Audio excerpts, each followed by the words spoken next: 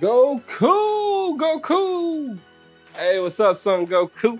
Hey, Goku, let me hold $1. I'm just kidding, bro. Hey, you okay? You know, I got the video for you. I know a video that's gonna cheer you up. Check this out. Yeah, that's the Alabama brawl. See him, he threw the hat up. Bro, ain't nobody trying to fight you. Calm down, but you can't say that wasn't funny. Hey guys, welcome back to the After Hours. I'm the HL Beast, and today we're gonna talk about the top of the market. Now, one of the things you have to know is that we are in an unusual time. We are at a point where we just came out of a bear market rally.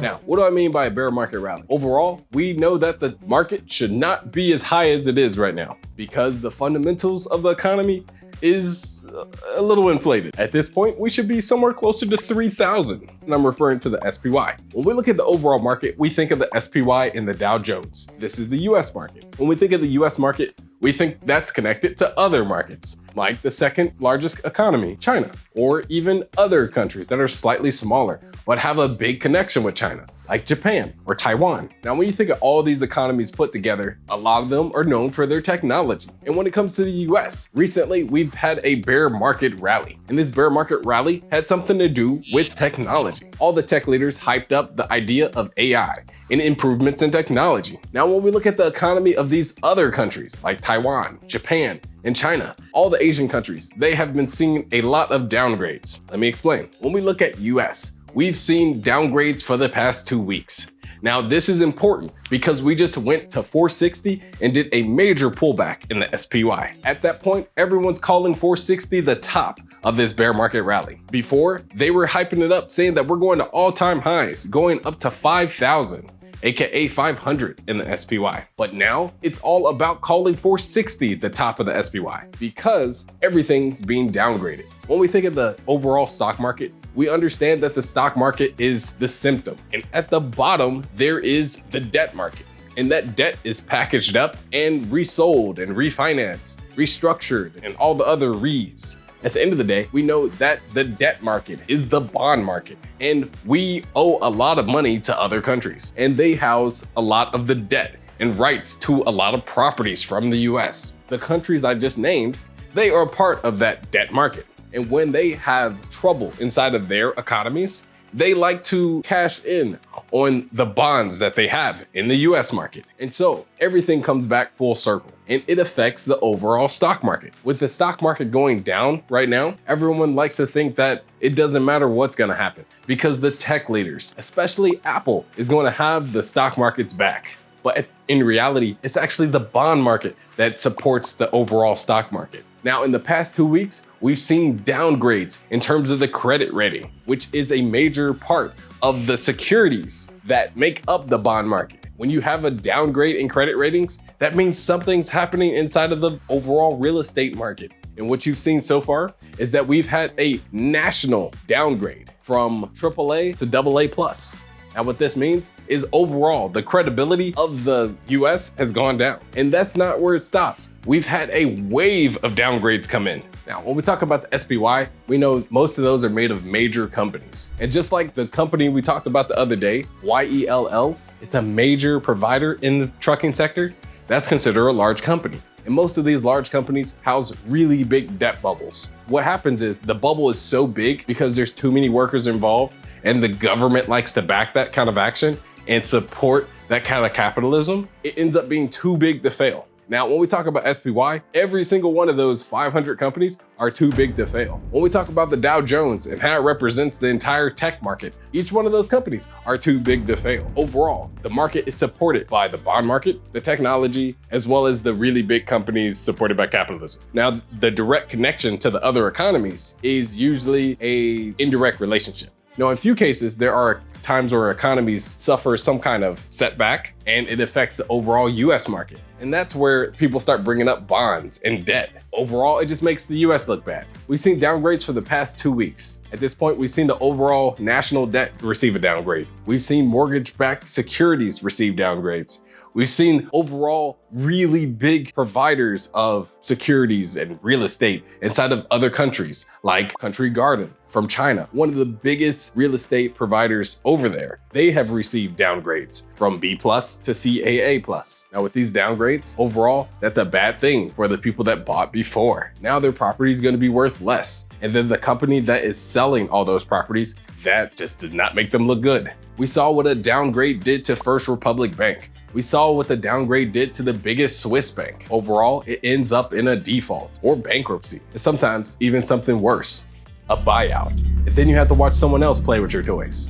Now, there's also been more exciting news with President Biden after he signed an executive order to stop investing inside of anything with quantum computing technology, as well as chips inside of China. At this point, this might spark another trade war, but the trade war has kind of always been there. It's just dropped out of the headlines. Overall, it's just a bad time for both Asia and the US. At this point, that tech bubble looks like it's already popped, and we are starting to see the beginning effects. At this point, the idea of a tech bubble, an AI bubble, is out of the door. Literally, we just banned it. At this point, you have to call the top at 460. If you're not, leave a comment below and tell me why.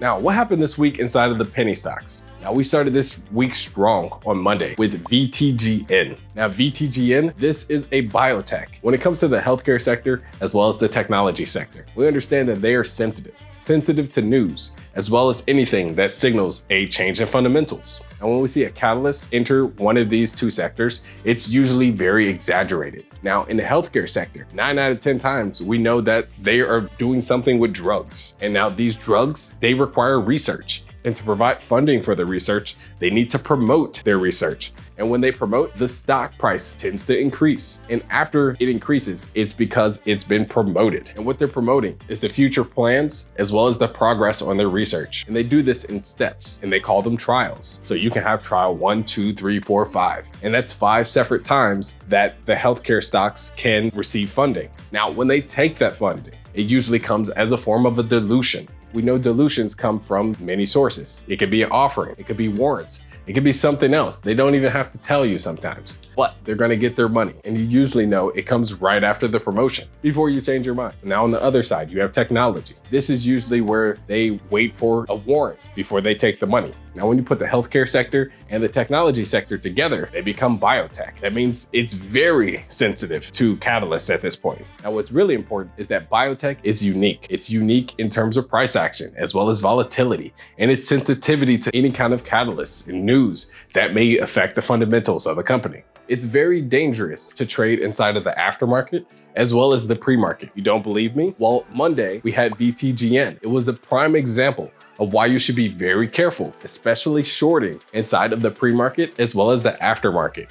Now, VTGN, it's a biotech. It's a healthcare company that deals with anxiety, depression, as well as nervous system disorders, or CNS. VTGN, this one surprised everyone because it only took 20 minutes to turn a stock that was $1 all the way up to $60. Now, you know what the saying is, the bigger they are, the harder they fall. Well, they didn't say how fast they fell. Well, VTGN, it fell pretty hard and pretty fast. If we look at VTGN, that's an over 3,000% increase, about 3.4. If we're just looking at previous close and the open, it only went up 1,000%. But let me repeat, 1,000%. That's crazy. Now, VTGN, it was the supernova of August. It woke up all the biotech, most of the healthcare sector, and it made everyone scared to trade because they remembered that you are not supposed to trade inside of the aftermarket or the pre-market, at least with some size. Pre-market and aftermarket are not filled with enough liquidity to get in and out of a trade quickly. If you went in with $2,000, you would have lost about $100,000 if you did not cover on VTGN. Well, if your broker covered you at the top and you got in at the bottom, at least. Now, why was VTGN stock up that day? Well, it's a biotech company. Right now, they're testing a nasal spray that deals with anxiety.